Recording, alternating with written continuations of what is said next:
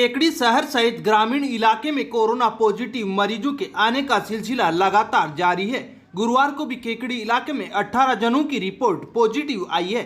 वहीं कोरोना से एक वृद्ध की भी मौत हुई है। वृद्ध ने जयपुर में उपचार के दौरान दम तोड़ दिया। मृतक शहर के भट्टा कॉलोनी निवासी है। मृतक की पत्नी की रिपोर्ट भी कोरोना पॉजिटिव है।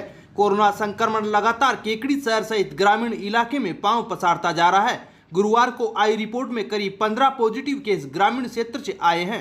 वहीं शहर से 3 पॉजिटिव मरीज आए हैं। लगातार आ रहे कोरोना संक्रमित मरीजों से प्रशासन की चिंता भी दिन ब दिन बढ़ती जा रही है। गुरुवार को शहर सहित ग्रामीण इलाके में 1.5 दर्जन लोगों की रिपोर्ट पॉजिटिव आई है। बुधवार को भी केकड़ी इलाके में 13 जनों की रिपोर्ट पॉजिटिव आई थी। प्रशासन ने एहतियात के तौर पर कोरोना पॉजिटिव मरीजों के घर के आसपास के आवागमन को बंद कर दिया है, जिससे कोरोना संक्रमण का दायरा बढ़ न सके। राज्य के जिला चिकित्सालय के पीएमओ डॉक्टर नेमीचंद जैन ने बताया कि गुरुवार को 18 जनों की report positive I.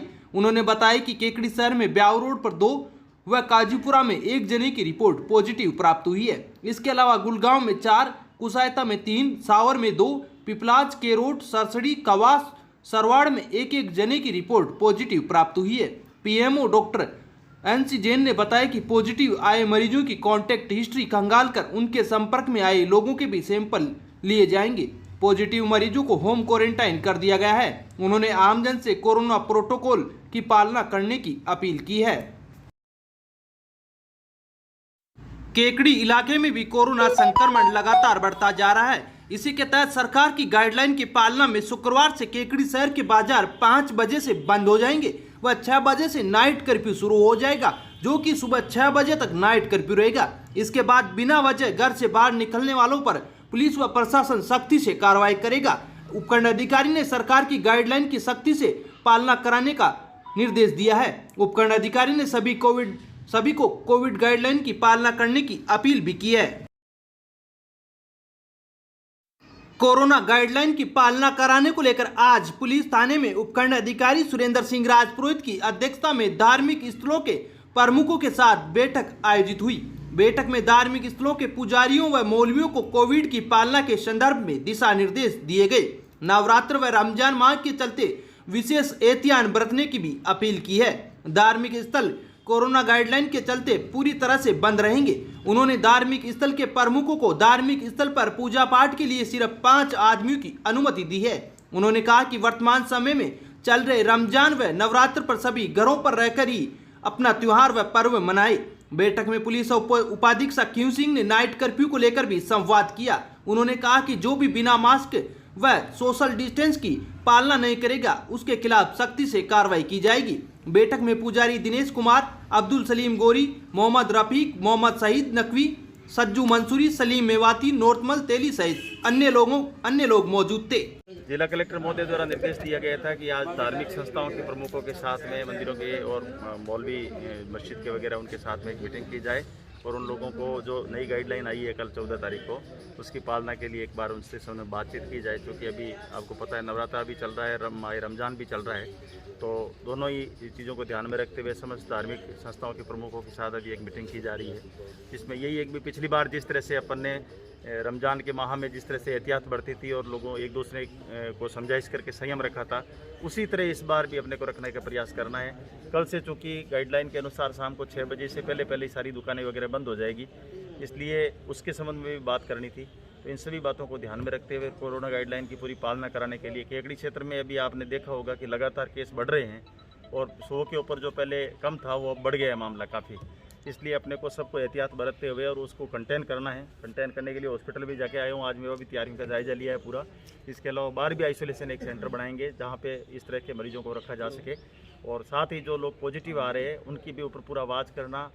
Trace, track and isolation, इसके मूल सिद्धांत में कलेक्टर साहब ने ये बताया है। सबसे पहले ट्रेस करना, उसको पता लगाना कौन सा पॉजिटिव आया है, फिर आसपास जो है ट्रैक करना, पता लगाना लोगों को कौन कौन इसकी वजह से पॉजिटिव हुए हैं, और इसके बाद में आइसोलेट करना उनको। ये इस पे अपन कार्य कर रहे हैं। इसके साथ ही जो लोग गाइडलाइन की पालना नहीं कर रहे हैं उनके ऊपर सख्ती से कार्रवाई करते हुए और उनके मास्क नहीं पहनने वालों के विरुद्ध या सोशल डिस्टेंसिंग की पालना नहीं करने वालों के विरुद्ध कार्रवाई करना, ये हम अभी आज ही शुरू कर रहे हैं। और पहले भी कर दी थी हमने, लेकिन आज से काफ़ी तेज़ी से इसको शुरू करके कोरोना को कंटेन करना है हमारे। बैठक से पूर्व उपखंड अधिकारी सुरेंद्र सिंह राजपुरोहित ने राजकीय जिला चिकित्सालय का निरीक्षण किया। इस दौरान उन्होंने कोविड व्यवस्थाओं का जायजा लिया। उन्होंने बताया कि ग्रामीण इलाके में पॉजिटिव मरीज लगातार आने के बाद अब ग्रामीण इलाके में भी टेस्टिंग की संख्या बढ़ा दी गई है। ग्रामीण इलाके से अब रोजाना 100 सैंपल लिए जाएंगे। उपखंड अधिकारी ने कहा कि अस्पताल में एक और आइसोलेशन सेंटर बनाया जाएगा। अस्पताल में कोविड को लेकर पर्याप्त बंदोबस्त है। केकड़ी में आज गणगौर महोत्सव श्रद्धा पूर्वक मनाया गया। इस दौरान महिलाओं ने ईसर गणगौर की सवारी निकालकर पूजन किया। सुहागिन महिलाओं ने परंपरागत वेशभूषा में सज धज कर मास्क लगाकर सोशल दूरी का पालन करते हुए अपने घरों पर ही ईसर गणगौर की पूजा अर्चना कर अपने घर परिवार में सुख समृद्धि और देश प्रदेश में तेजी से फैल रहे कोरोना संक्रमण के खत्म होने की कामना की। गणगौर पर्व पर सुहागिन महिलाओं ने ईसर गणगौर की पूजा अर्चना कर अपने घर परिवार की सुख समृद्धि की कामना करती है। महिलाओं ने भगवान शिव व पार्वती की मिट्टी की प्रतिमा बनाकर पूजा अर्चना की व बेसन से बने व्यंजनों का भोग लगाया। कहा जाता है कि गणगौर के दिन महिलाएं अपने पति की लंबी उम्र के लिए यह पूजा करती है व बालिकाएं अच्छे पति की कामना को लेकर पूजा करती है। मान्यता है कि इससे महिलाओं के जीवन में सुख समृद्धि आती है और वे अपने पति की लंबी उम्र के लिए यह व्रत रखती है।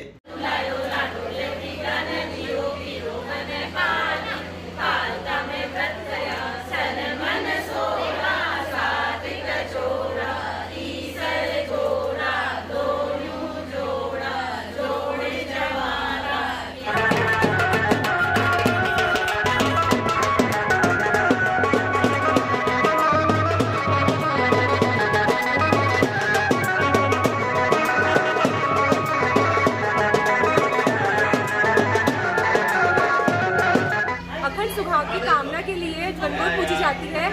वह ईसर और गणगौर को दोनों को तैयार किया जाता है और कुंवारी लड़कियां अच्छे वर की कामना के लिए गणगौर पूजती है। आज किस तरीके से पूज रहे हो आज गणगौर? हम डोब ले रहे हैं, कलश जेले लेकर आए हैं और गणगौर माता की पूजा कर दी है और लहंगे वगैरह टीका सब जरूरी होता है। इसमें सब सुहाग के सामान लिए जाते हैं, 16 श्रृंगार के सामान सब काम में लिए जाते हैं और फिर इससे गणगौर पूजी जाती है। लड़कियां अपने अच्छे वर के लिए और शादीशुदा औरतें अपने सुहाग के लिए गणगौर पूजती है। 16 दिन की गणगौर पूजते आज जेले लाके और सब मतलब है ना जो 16 दिन की गणगौर पूज के और इसका फल प्राप्त करते हैं। आज आपने किस तरीके से पूजी गणगौर? आपने किस तरीके से मनाया आज का त्यौहार? आज का त्यौहार सबसे पहले हम बाग में गए, बाग से हम जेले लेके आए और यहाँ पे मतलब ईसर गणगौर को सजाया और फिर उनकी ईसर गणगौर की पूजा करी।